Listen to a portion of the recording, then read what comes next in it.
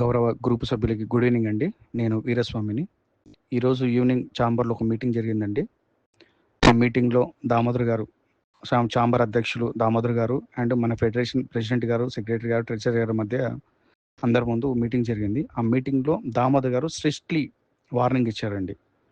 ఆ వార్నింగ్ ఏంటంటే, గ్రూప్లలో కానీ, మీడియా ముందు కానీ, ఇంకా వేరే వేరే దాంట్లో కానీ ఎక్కడైనా సరే వీళ్ళ పేర్లు ప్రస్తావించి ఈ విషయాన్ని కానీ ప్రస్తావన తీస్తే అందరూ శిక్షార్హులు అవుతారు. అది డాన్సర్స్ యూనియన్ నుంచి అండ్ ఫెడరేషన్ నుంచి అండ్ ఛాంబర్ నుంచి, తెలుగు ఫిలిం ఇండస్ట్రీ నుంచి. దయచేసి ఇదంతా గుర్తు పెట్టుకోండి. అందరూ మాట్లాడేటప్పుడు చాలా జాగ్రత్తగా మాట్లాడండి. ఈ విషయాన్ని అసలు మాట్లాడొద్దండి.